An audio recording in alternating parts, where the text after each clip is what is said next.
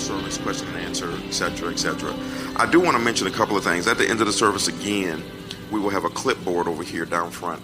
I want the single people to sign the clipboard. Put your name and your email so that we can email you a particular video that we want you to watch. Single with kids, divorced, widow, those three categories. For some of you, you may not be interested in marriage, but if you are in particular, we want you to sign the clipboard. We're going to send you a video. I'll probably send them on out tonight. We'll see. But I do want to mention just a couple of things before we finish the rest of the emotional needs about dating. Just to throw some things out here to help you, because when you watch the video is going to answer, for me, the main questions about dating to determine if you're with the right individual, determine if you're going to marry the right individual. But one of the things you want to do is you want to date for purpose and not because you're depressed and lonely. If you're depressed and lonely, that's the wrong reason to date. Because if you're depressed and lonely, that's the reason why you're dating. And if you're depressed and lonely, it's going to be real easy for you to get emotionally and intimately attached to the individual that you're dating, because you went out because you were depressed and lonely. Okay, find a way to go to the park, something, go jump off of a plane with a parachute, get rid of that. But you have to do extreme stuff sometimes. Can I answer you? Yes. You can't use the opposite sex as your emotional fix. So you might be feeling some kind of way right now because you enjoy the company of a man, you enjoy going out to dinner, you enjoy watching TV, you enjoy being in his company, but there isn't one available, not one that you're in love with or seriously seeing, so you call up an old friend. Black books. So when sex is involved, we call it a booty call. But hopefully that's not what's happening. So you may call an old friend like, hey, you want to go to a movie because you want to get your emotional fix on. Well, that's very, very dangerous. Not so much for you because you're not interested in a relationship, but that individual can become attached. And you're just really using the person for your own need at that moment. It's very, very selfish. And so likewise with a man, he might enjoy the company of a woman. He knows right now he is not ready for a relationship. He knows he is in no position to get married to anybody. He's still trying to get himself together. But yet he loves to be around women. Well, women can be very emotional and relational creatures. We like to just be together and talk and laugh, and he's so wonderful, and he's so kind, and he's so great.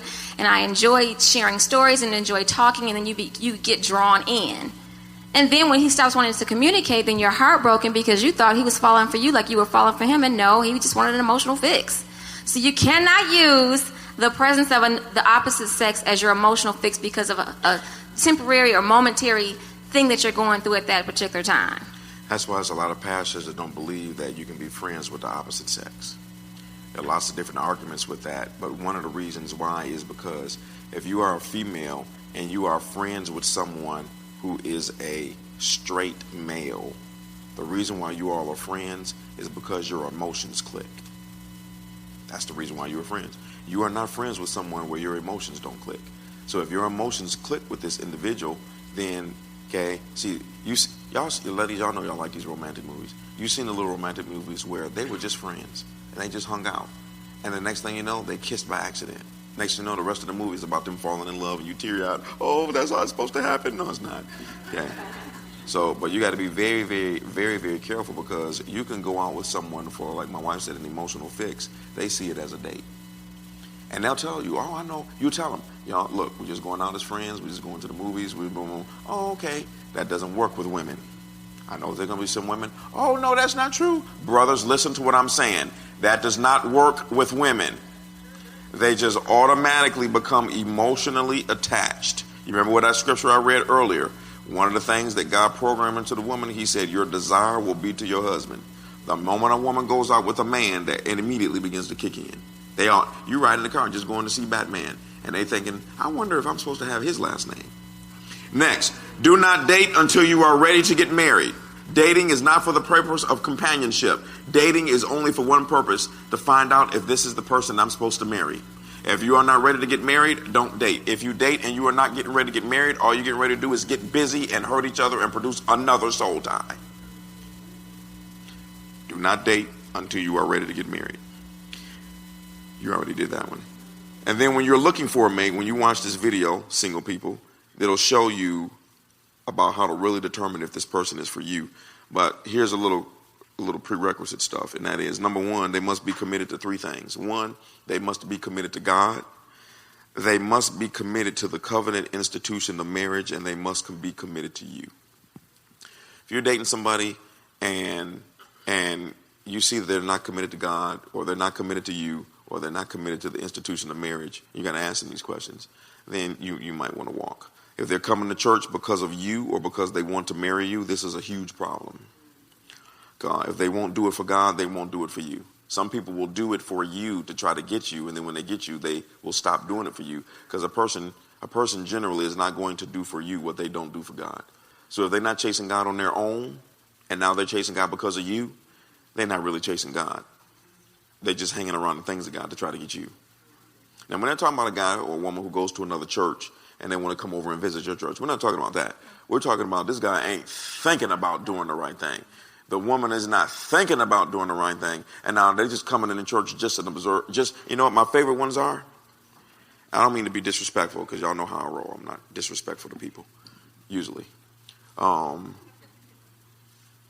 favorite ones are individuals who, you get a girl that she'll date a guy, and she'll bring him to our church. And what he'll do is he'll sit in one service and then judge the whole church, the service, and me like he's an expert on something. May not have two nickels to rub together, but he know how my ship is supposed to operate. Those are my favorite ones. You know, they come to church, they don't know anything about any life in any single area, and they come, and now he's in the car with you saying, yeah, you know, when he said this is what he really meant. I get that. You know, when he said this, guess what one guy said? Well, you know what I don't like about him? He uses too much scripture. So to me, it's like he's just trying to brainwash y'all. Yeah, absolutely correct. I'm trying to brainwash you with the word. See, so you got these individuals, and these individuals, they ain't doing nothing, and the individuals that do the least seem to me the ones who know the most. And I just ignore them. I don't know where your address is, like Bishop Oyedepo says. I get that time for that. That was a little prideful. But I know you got to do that every once in a while with people. You got to flex on them. I don't need you imitating it. You don't never do it right. Many women have thwarted their destinies over the wrong man. Many women have thwarted their destinies over the wrong man. Hanging out with the wrong guy will cause your life to turn out wrong. Sexual intimacy between non-married people always produces blindness. You have sex with the person one time you're not married to, you put on a pair of sunglasses. Have sex with them a second time, put on another pair of sunglasses on top of that. Third time, put on another pair of sunglasses. After a few times, you are completely blind and don't even know it. Because with natural blindness, you know you are blind because you cannot see. Spiritual blindness, you never know you are blind until God opens up your eyes. Okay? Oh, Jesus. I don't even need to do that. So let me make sure. This is a question somebody got already. They cracked me up. But what about like we having a conversation just with them? What about men in the 45 age range who have been through marriage and children, retirement, and the mindset is questionable because of life changes? Are they date worthy or marriage material? What about men in the 45 plus age range who have been through marriage, children, retirement, and the mindset is questionable because of life changes? Are they date worthy or marriage material? Y'all, date worthy is not based on whether they have been married before, whether they got children or not, whether they made mistakes or not. It's the same criteria whether they're 20 or whether they're 80. I mean, some people say you shouldn't get married too young. Based on what? Your own personal opinion? If you're ready to get married, I can't remember that guy, this basketball player, whatever his name is. Golden State, yeah. I started to say Golden State boy. Curry, he said, we married young because when I recognized that she was the one, why do I need to wait? Okay? What makes marriages is not age, it's wisdom. Okay? And so I could be misunderstanding the question, but you send him through the same ringer as you would a guy that you were marrying 20 years of age. Now, let me say this. Just because you've been married a long time, just because you had kids and you got grandkids, doesn't mean that they have wisdom. Okay? They can still have the mentality of an 18-year-old. Right. And if his mindset is questionable, only time will tell. So you just don't rush into anything. You don't rush. You take your time. Your time. And you're the one at that point who will determine if he's date worthy or marriage material, not us. All right, let's read Ephesians 5:22, 22 through 23, so we can read through, get through the rest of these. We don't want to prolong it too much. Ephesians 5:22 through 23 says, you know what, I'm sorry. I didn't answer this, and I do need to answer this because I kept meaning to answer it, yeah. Okay. What about erectile dysfunction in the husband and the importance of transparency regarding sexual issues? We've already talked about transparency. I answered that during the question and answer session that we had, so I'm not going to answer that again. You got to listen to the tape if you want to answer. But erectile dysfunction, it depends. Much of erectile dysfunction in men can be alleviated and reversed through diet and exercise. It can be reversed through diet and exercise. When your arteries and your system is clogged up, everything begins to slow down. Okay, now I got to give y'all a biological lesson here for a second, or a biology lesson. Okay. When a man gets excited about a woman, blood is pushed to a certain organ to make it operate. Well, when your blood vessels are clogged up, then it makes it difficult. This happens with erectile dysfunction. It also happens with diabetes and feet issues and swelling up. Okay, and I'll just give you a natural remedy with that: water and exercise and diet. Okay, the reason why your blood is clogged up is because, well, when you hear about blood clots, it's only because you don't have enough water in your system. They want to give you all of these stupid pills. No, you just need to drink water. Okay, if your oatmeal, I know for me, if my oatmeal is too thick, I pour water in it to make it more thin. You don't need a blood thinner. You need to drink more water. Water goes into your blood and it thins it out. So with exercise, is that the man's system is clogged up. So if he begins to exercise, once again, a real exercise, okay? Not you getting on. I hate them sit-down bicycles. Now they might do the trick. I like to sit-up bicycles like you're riding a real one. I don't like to go to the gym and sit down like I'm just chilling. You know, go to the gym and they got to call the paramedics because you fainted. You threw up right in the middle of the floor because you tried to kill yourself. That's how you're supposed to work out. You can't even hardly breathe. Dude, you all right? Yeah, man, I went too far. That's how you're supposed to work out. But when you work out, okay, your blood begins to move throughout your system and it begins to push what is clogged out. It's called sweat.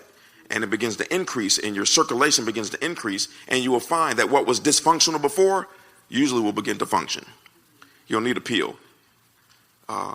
What's the one, the pill for erectile dysfunction? And I don't need to take, if you have an erection lasting more than 4 hours, see, now you're embarrassed. I don't need to go up in the hospital when you know what I'm saying?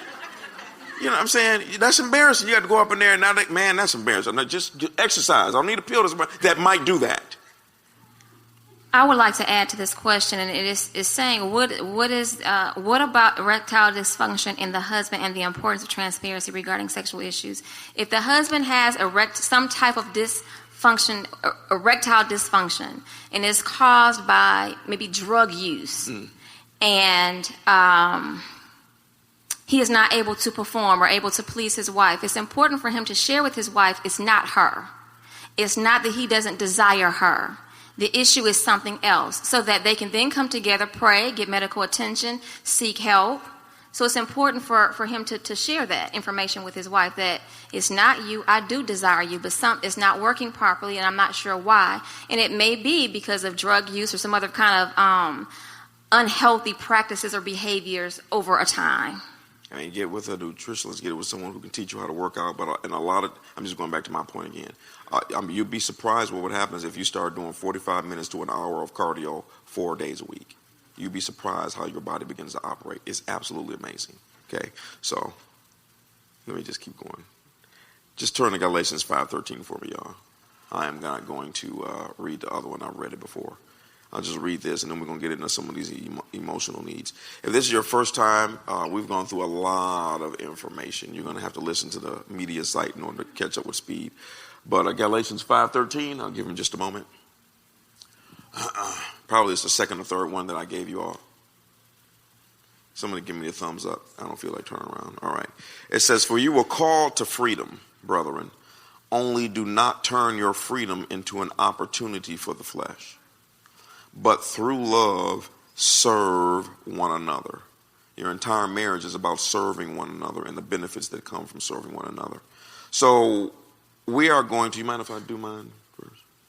You can. I was going to just finish up from this morning. Oh, that's right. You told me you want to do that. Go ahead. Okay. So let me list these, and then I'll let her finish up. 10 emotional needs. The typical 5 for a man are: he needs sexual fulfillment. He needs somebody that is physically attractive. A woman, that is. For a woman that is physically attractive, he needs recreational companionship, domestic support. In other words, there are some men that need their women to take care of the home. And then he needs to be respected and honored. Those are the typical 5 for a man, not necessarily in that order. For most men, sex and physical attraction is usually the top 2. And it does flip-flop. There are some women that is their emotion. There are some men that their number 1 need is affection. And there are some women that their number 1 need is sex. And things change over a period of time. Things change over time. So, and they do flip-flop. Doesn't mean it's any funny business. Typical 5 for a woman, because a lot of people haven't heard this, is that she has a need for her husband to be honest and open with her at all times. She has a need to communicate or have conversation with him. She has a need for affection, her definition of it, not his. She has a need for financial security, and she has a need for... Family commitment. Thank you. I can never remember that one. Family commitment. So we're getting ready to finish some of these and give you some more insight so that you can be balanced and whole. So go ahead. Well, an emotional need is a craving that, when it's satisfied, it makes us feel happy and fulfilled. And when it's unsatisfied, it makes us feel unhappy and frustrated. And if your spouse does not meet one of those top 5 emotional needs for you, it doesn't make it go away. In fact, it makes it intensify, because you're not getting what it is you desire. You marry the person, there are things that you need, and you're expecting those needs to be met, and it makes it intensify. So, again, we want to just continue to try to work hard to meet those needs. This morning, we talked a lot about sex, physical attractiveness. We talked a little bit about affection and about conversation. I want to just add a few things from this morning, because my husband just mentioned about affection. It's not what the man deems as his own definition, but you have to find out from your wife, like, what it is that she desires. So your husband can say, I love you, give you flowers, gifts, cards, stroke your hair. I mean, it's different. It may be the same in general for women, but it might be specific things. Maybe this woman wants her feet rubbed. For her, that might be affection. Another might want a massage or a back rub. And so you have to find out from your wife what she desires. And when you have affection and you have conversation, I mean, it's just a great way to set the stage for lovemaking, like we told you this morning. When you have affection and you're concerned and you're touching and you're there and you're stroking my hair, we're just talking and just about anything, about the kids, about, work, about whatever. She's so out of order. So when he's ready later on, okay, now I feel more at ease. I feel relaxed. I feel ready to be with him because he's listened to me. We've talked, and it was great. It was wonderful, and he's done the things that I like. So now when he's come knocking at my door, I'm like, hey, I'm ready. But conversation can't just be about sports. It has to be something meaningful. I mean, you have to listen to her, look in her eyes. You can't be on your phone texting and tweeting and on your Facebook or flipping through channels. I mean, your wife wants you to pay attention to her, and she wants you to add to the conversation. And so leaders are readers. So read, and become a well-rounded conversationalist. It's more to life than just sports. And yes, we want to hear about your jobs, and we want to hear about what revelation do you have from the Word. And there's so many things. The kids, do you have goals for the future? What are you thinking about our future? What are you thinking about our finances? Let's talk about it. And that makes her feel secure. And so with her 5 emotional needs, the more of these things you give her, it makes her feel secure in the marriage. It makes her feel secure with you, and that her heart can safely trust in you. And with the Proverbs 31 woman, we talk about how the man's heart can safely trust in her, but it has to go both ways. And that's how you're able to produce transparency and vulnerability. Let me just add this one thing about affection. And this can, once again, this can flip-flop sometimes, because there are some women that they really don't need affection. But generally, women need non-sexual touch. Ladies, if you agree, just simply throw your hand up, give a little shout out, boom, boom, there it is. Thank you, Lord.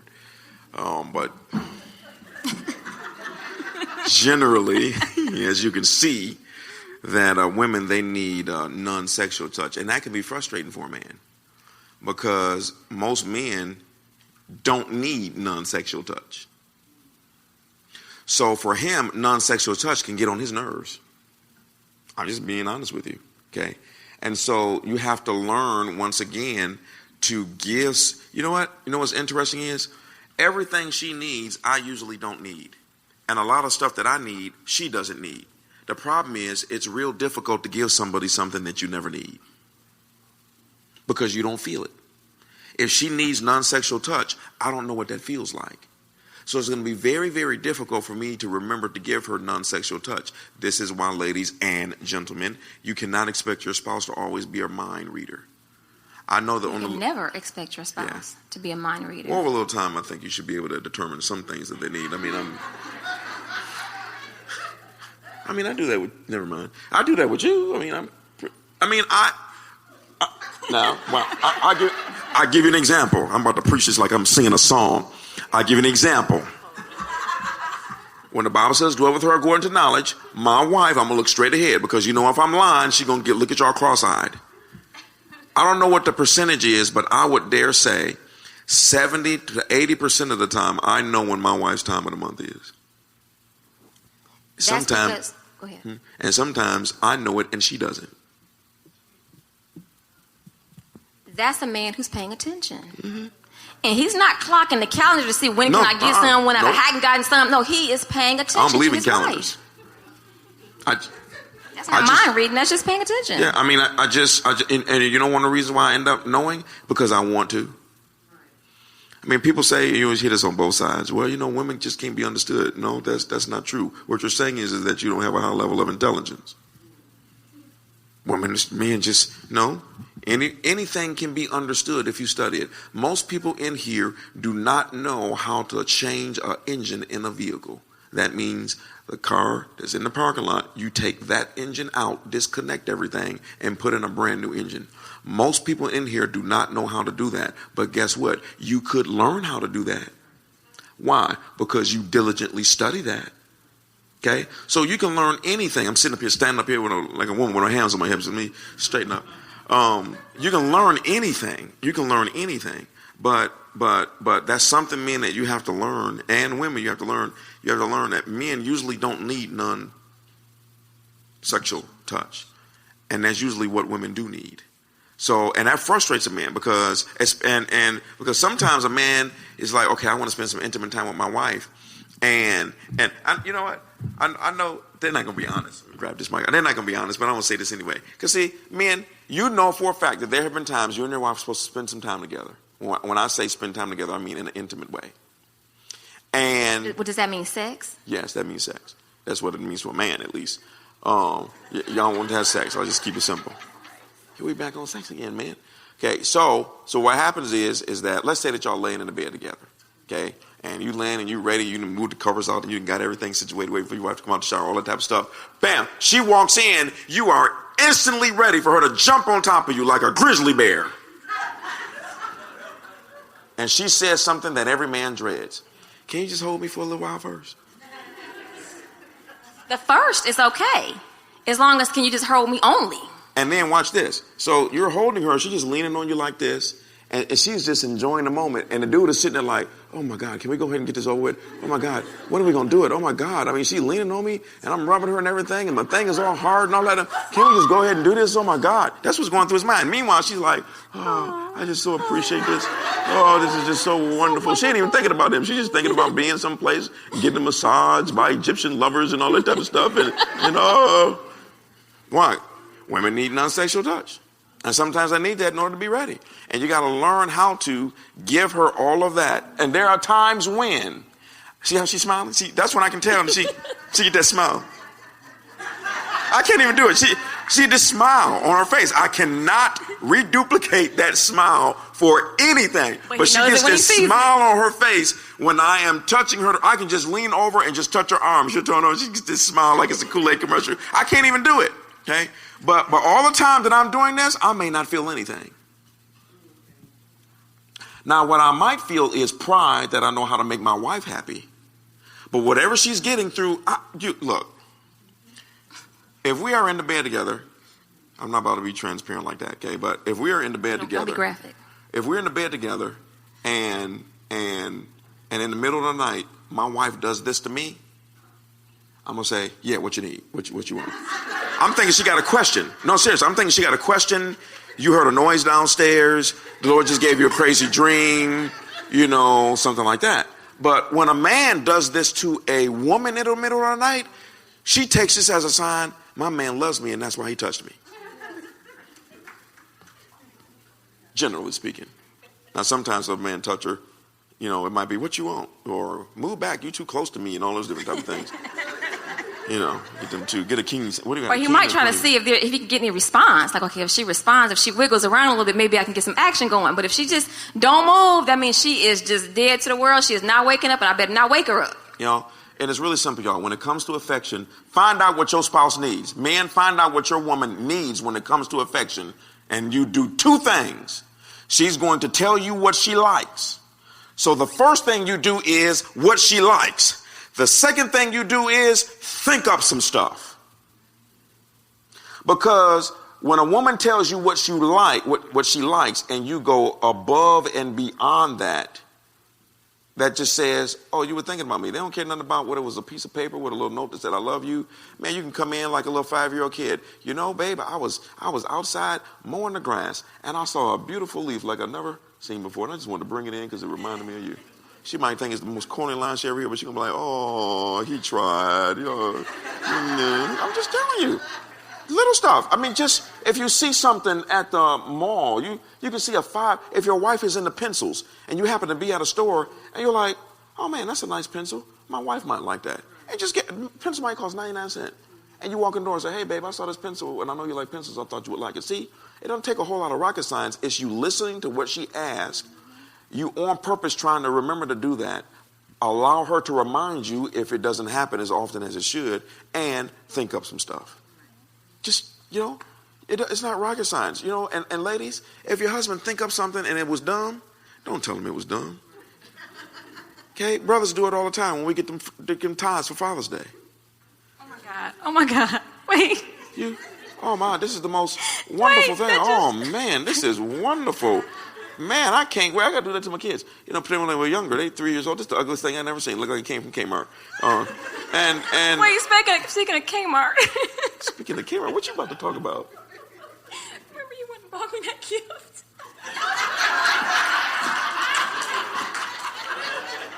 Jamie, escort my wife out the building, please. What gift are you talking about? You're not talking about the watches? Whatever. Get off me. I guess where I should go. Should I tell the story or you tell the story? Never mind. She can't even. Whatever, dude. You can tell it. See, this has two sides. This has two sides. Okay, maybe I should tell it because he's going to take you all the way around the mulberry bush and then bring you back. If I mess it up, just interrupt me. I think this had to do with the fact that I forgot your birthday, wasn't it? It was our anniversary. Oh, that's even worse. So I forgot the anniversary. So at the last minute, I just tried to pull something together. And this was years ago, by the way. This didn't happen last year. This was years ago. The early days. Yeah. So I just tried to pull something together. And so I went to Kmart and bought her 3 watches. Well, they were so cheap, it was easy for me to buy 3 watches. And so, seriously, that's not a joke. So, and I really did think that I was kind of doing something. Oh, he thought he was doing it. I thought I was the man that day. And she didn't act a fool on me that day, I don't think. But later on, I mean, she just brought it up. She was just like, I can't believe that you treated our anniversary so cheaply. Because just the whole spirit of it, and you know, women, when they get you a gift, they have enough sense to take the tags off.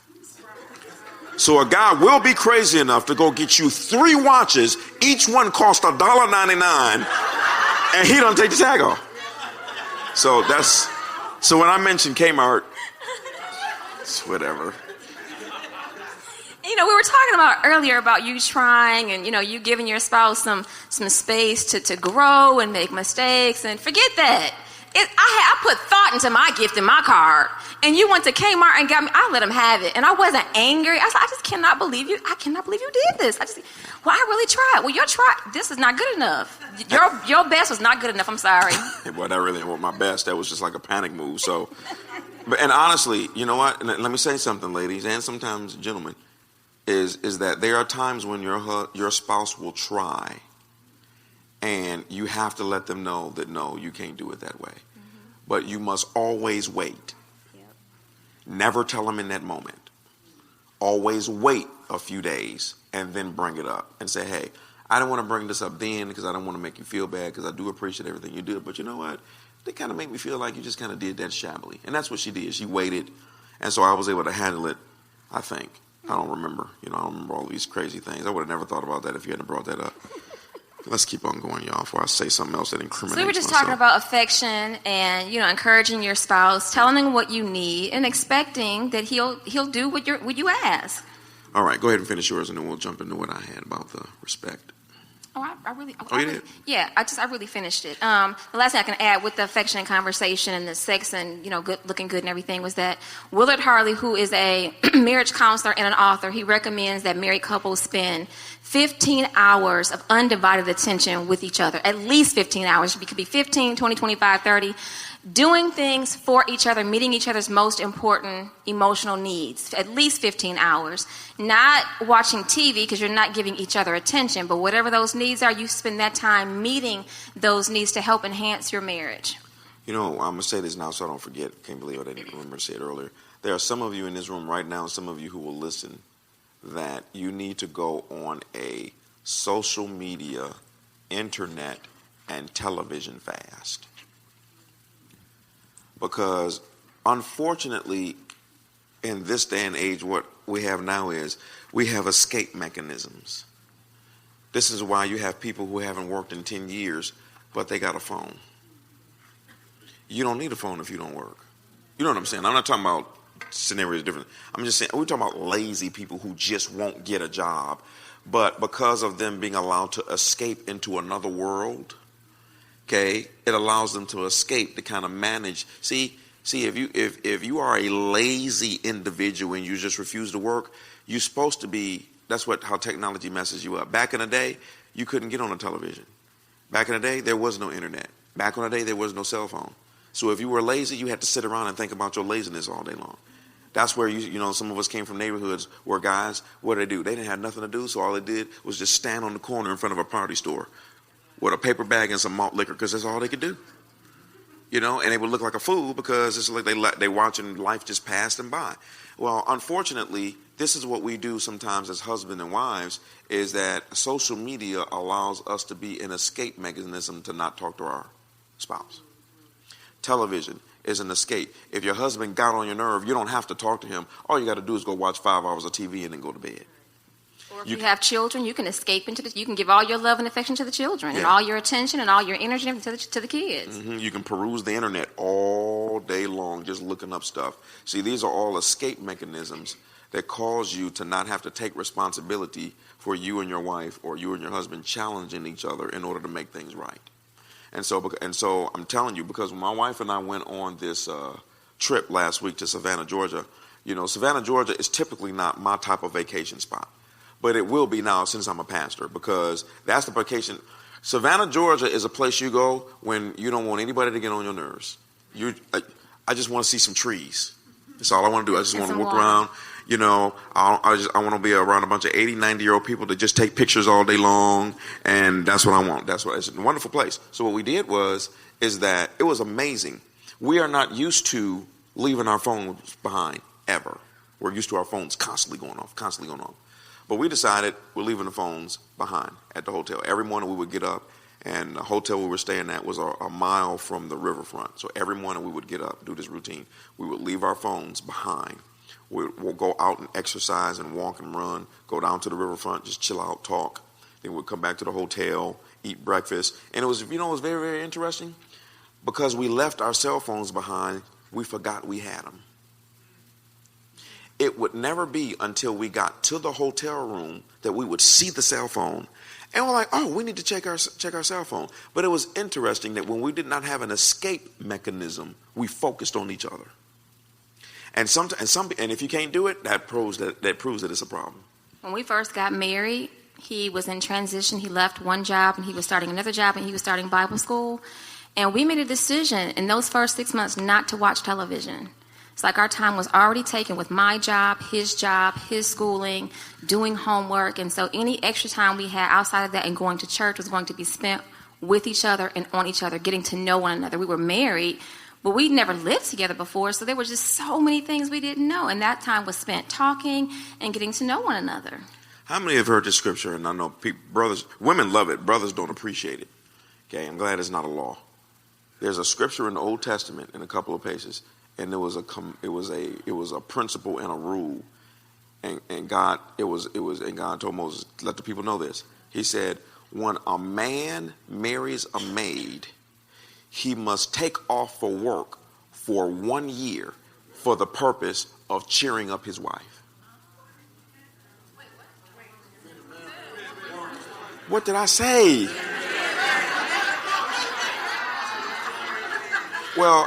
Technically, no, I said maid, M-A-I-D. M-A-I-D, maid, yeah.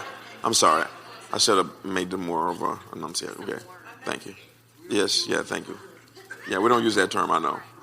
Thank you. Thank you for all the rebukes. I appreciate it. Okay. Y'all just hit me left and right. When a man marries a woman, it says he had to take off for an entire year for one purpose, to cheer up his wife. Was she sad? Yeah, that's what I think. Was she depressed when she married you or something? But God, guess what God was saying? I made y'all a particular way. I understand the importance of y'all getting to know each other without distractions. I mean, think about that. A man had to, ladies take a leave of absence for a few weeks when they get pregnant. This dude had to take a leave of absence for 12 months. Thank you. I don't know. That way, you know what? Watch this. Back then, especially in these other cultures, you were supposed to already have the money. In other cultures, even today, when you marry, when the guys who marry my daughters, what are they going to do? They're going to come to the house and ask for my permission. In other cultures, even today, if you want to marry my daughter, you got to pay the daddy money. You got to pay the brothers and the sisters money. You got to pay all of them. You got to bless them with gifts and everything just to get this girl. And really, I'll be honest with you, it's really, really good, because it's saying you're not going to just get this female just free of charge, just nilly-willy. You're going to pay something to get this. But now, oh no, I'm just going to just move her into my apartment and we'll just live together and all that type of stuff. And he treating you just like something off the street. A man that loves you will commit. A man that says he loves you and won't commit, he's lying. And people lie all day long in order to get their selfish ways. If a man loves you, he will commit to you and give you a ring. Period. That's why, ladies, particularly if you're single, you need to honor yourself and make a man step up. And I hate even saying that. When a man really wants you and you say no, I'm not sleeping with you. No, I'm not moving in you. No, I'm not coming over to your house. I know a person right now, I got a friend of mine, this how much he wanted this woman. She was a minister at a church. And the pastor of that church, he had satellites all over the place. He moved her back to Detroit. And the guy that was interested in her so much, he quit his job and moved to Detroit to follow that woman, to marry that woman. When a man wants you, he'll do whatever it takes to get you behind. But when a man is using you, he won't use much and he won't do much because you're just giving him everything up front. Why do I need to give you a ring when you already acting like a wife? And a selfish man, if you acting like a wife, he's selfish. So, well, you're giving me everything I need. And the wife, guess what? A wife is supposed to be living with me. A wife is supposed to be, I don't mean this in a derogatory manner, but a wife is supposed to hang out with me. A wife is supposed to be giving me sex. A wife is supposed to be cooking and cleaning and serving me and all of those different type of things. And so if you're giving me everything, I need to go out there and save $3,000, $4,000, $5,000 to get you a ring. Why should I do that? That's what low-level guys do.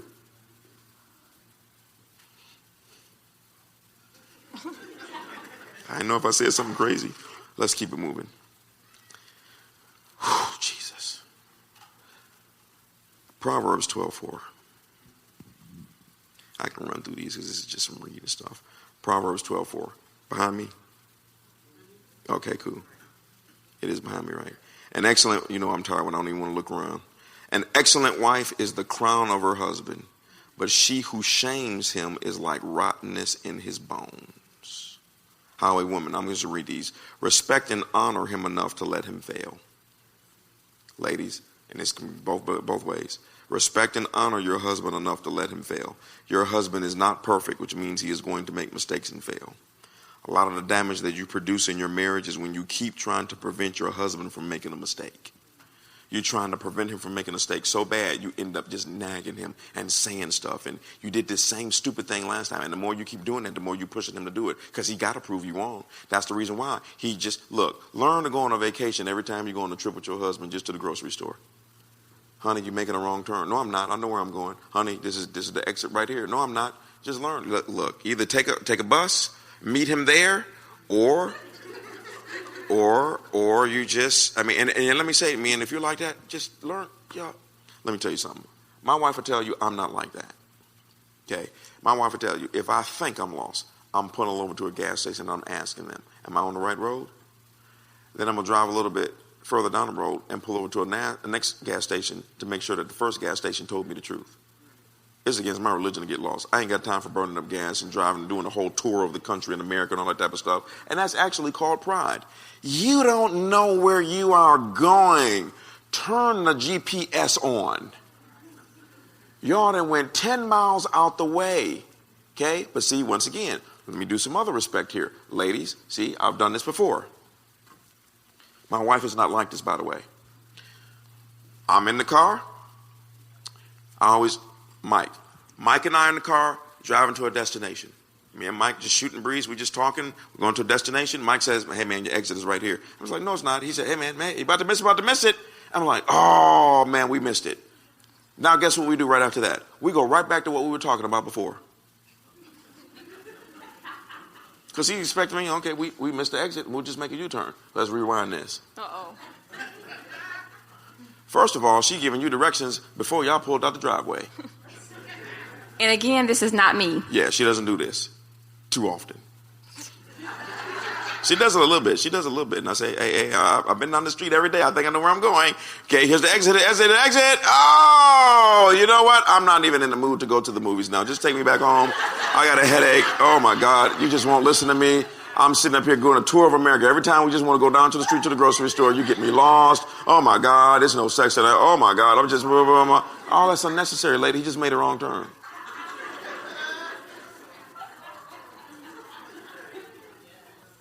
See, these are all the little things that you got to learn how to get go. Because you know what, you all? I've learned to conserve energy. You got to learn how to conserve energy. He made a wrong turn. So guess what? You nagging and going off on him is not going to take y'all back in time and make the right turn. You just exhausting all of that energy. Let me say something else about disrespect. I see this with men and women. You know what? I get tired of having to tell my man the same thing over and over again. I do this to my wife still today. Otha, I need you to go, and I need you to go to the bank. I just go to the grocery store and get this particular item. I say, okay, I'll get it on the way home. I'll text her 2 hours later. What did you say that item was? She'll text back or call me. I usually don't text her, I call her. Okay, this is what it is. Okay, 3 hours later. You did say this particular item, right? Yes. Okay, I get to the grocery store. I got her on FaceTime now. Is this the item that you were talking about? Okay, and so now watch this. Always remember this, ladies. If he didn't care, he wouldn't ask you again. But you caught up in, oh my God, do I got to say something to you more than one time? What are you, too? Oh my God, are you just never listen. You just not paying attention. Oh my God, this is the reason why I should have married LL Cool J instead. Because this man don't never.